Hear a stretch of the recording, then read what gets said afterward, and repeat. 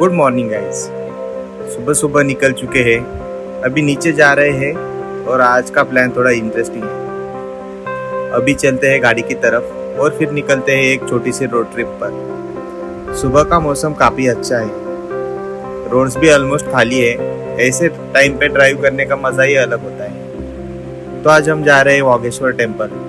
ये पवना डैम के पास है और पुणे से करीब 55 किलोमीटर दूर है और हिंजवड़ी साइड से निकलो तो 40 किलोमीटर पड़ता है। इसकी सबसे इंटरेस्टिंग बात यह है कि हर साल मानसून आते ही ये पूरा पानी के अंदर चला जाता है और कई महीनों तक दिखाई नहीं देता।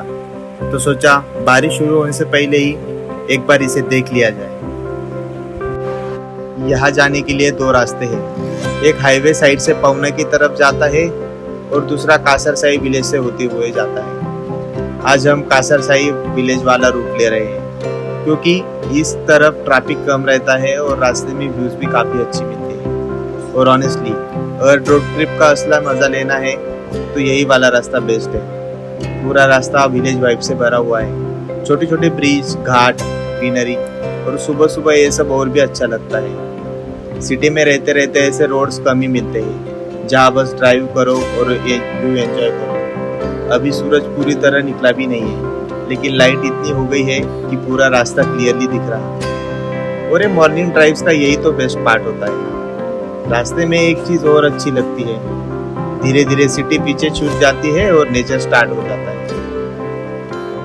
और आगे जाते जाते रास्ता और भी अच्छा होता है। यहाँ छोटे छोटे घाट भी है, कुछ शार्प टर्न्स है और बीच बीच में इतने अच्छे व्यूज मिलते हैं कि बार बार रुकने का मन करता है।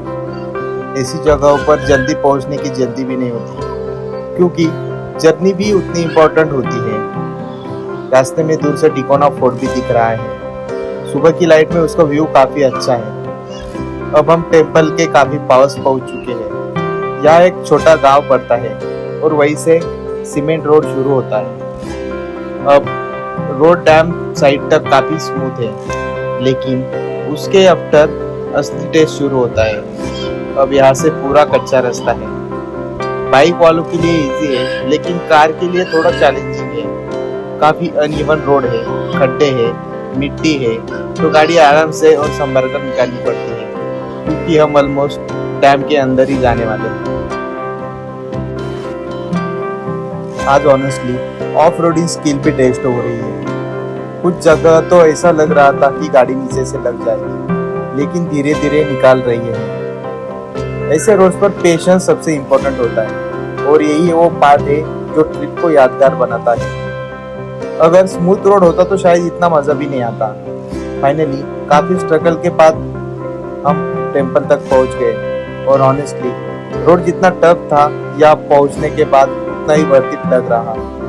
इतनी सुबह आने के बाद भी यहाँ काफ़ी लोग हैं, काफ़ी बाइकर्स आए हुए हैं। शायद ये स्पॉट मॉर्निंग राइड वालों में काफ़ी पॉपुलर है। चलो अब टेम्पल में दर्शन करते हैं। टेम्पल में एंटर करते ही सबसे पहले शिवलिंग के दर्शन किए। टेम्पल बहुत बड़ा नहीं है, लेकिन वाइब काफ़ी पीसफुल है और शायद यही इसकी खास बात है। इतनी सिंपल जगह लेकिन फील अलग ही आती है। सोचो कुछ ही दिनों में ये पूरा पानी के बीच होगा। अभी जहाँ हम खड़े हैं कुछ दिनों बाद यहाँ सिर्फ पानी ही पानी होगा। ये चीज़ ही इस जगह को इतना यूनिक बनाती है। टेम्पल के आसपास थोड़ा घूमे, कुछ फोटोज लिए और आसपास के व्यूज को एंजॉय किया। और एक चीज़ यहाँ नोटिस होती है, वो इस टेम्पल की बनावट। पूरा मंदिर ऑलमोस्ट पत्थरों से बना हुआ है, प्योर स्टोन स्ट्रक्चर। और सोचने वाली बात यह है कि हर साल ये महीनों तक पानी के नीचे रहता है, फिर भी आज भी इतनी खूबसूरती से खड़ा है और मजबूती से भी। ना स्ट्रक्चर में कोई मेजर डैमेज है, ना उसकी स्ट्रेंथ कम लगती है। इतने सालों से पानी, मौसम और समय सब झेलने के बाद भी ये आज भी वैसे ही खड़ा है। टेम्पल से बाहर आने के बाद फिर एक इंटरेस्टिंग चीज़ दिखी। टेम्पल के साइड में लोगों ने पत्थरों को बैलेंस करके छोटे छोटे टॉवर्स बनाए हुए थे। काफ़ी सारे स्टोन टॉवर्स दिखे, तो सोचा हम भी ट्राई करते हैं। शुरुआत में लगा 2-3 पत्थर में गिर जाएगा, लेकिन धीरे धीरे बैलेंस करते गए और फाइनली करीब 10-15 पत्थर एक के ऊपर रख दिए और हाँ, सरप्राइजिंगली ये टिक भी गया। ये सिंपल चीज़ थी वैसे, लेकिन करने में बहुत ही मज़ा आया। अब थोड़ा और आसपास एक्सप्लोर किया, कुछ अच्छे फोटोज़ लिए और व्यूज़ एंजॉय किए। अब रिटर्न का टाइम था, लेकिन वापस आते समय भी चैलेंज काफ़ी था। एक स्टीप चढ़ाई थी और ऊपर से रोड काफ़ी डस्ट से भरी हुई। टायर बार बार स्लिप हो रहे थे। थोड़ा टेंशन था ऑनेस्टली कि कहीं बीच में गाड़ी रुक ना जाए, लेकिन धीरे धीरे कंट्रोल में लगते हुए फाइनली गाड़ी निकाल ली। और सबसे अच्छी बात, गाड़ी का कोई नुकसान भी नहीं हुआ। और एक चीज़ जो यहाँ आकर फील हुई, ऐसी प्लेसेस की ब्यूटी तभी तक रहती है जब तक हम उसे वैसे ही रहने देते हैं। अगर आप यहाँ आओ तो एक रिक्वेस्ट है, अपना कचरा अपने साथ वापस ले जाओ। प्लास्टिक हो, बॉटल्स हो या कुछ भी हो, यहाँ छोड़कर मत जाना। ऐसी नेचुरल प्लेसेस को क्लीन रखना हमारी रिस्पॉन्सिबिलिटी है, क्योंकि जितना हम नेचर को प्रिजर्व करेंगे उतना ही आने वाले टाइम में भी लोग ऐसी जगहों की असली खूबसूरती देख पाएंगे। अब वापस मेन रोड पर आ चुके हैं और इस साइड से तुंग फोर्ट का व्यू मिल रहा है और उसके साथ पवना बैकवाटर्स भी दिखता है। ऑनेस्टली रिटर्न जर्नी में ये व्यू ट्रिप का हाईलाइट लग रहा है। रास्ते में एक छोटा सा होटल दिख गया तो सोचा चाय ब्रेक लेते हैं। सुबह की चाय, सामने फोर्ट, साइड में पानी और ठंडी हवा, इससे बेटर ब्रेक शायद नहीं हो सकता।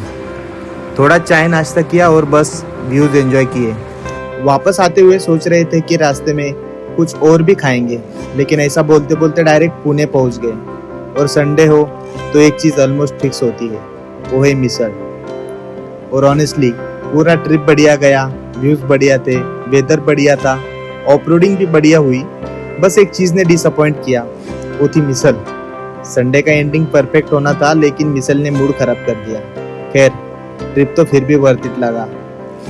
सुबह जल्दी निकले थे और करीब 11 बजे तक वापस घर पहुंच गए। छोटी ट्रिप थी, लेकिन एक्सपीरियंस काफ़ी अच्छा लग रहा था।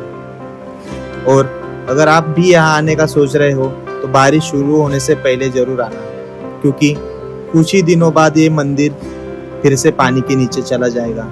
अगर व्लॉग पसंद आया हो तो लाइक करो, चैनल को भी सब्सक्राइब करो ऐसे ही और रोड ट्रिप्स और हिडन प्लेसेस देखने के लिए। बाकी मिलते हैं अगले व्लॉग में।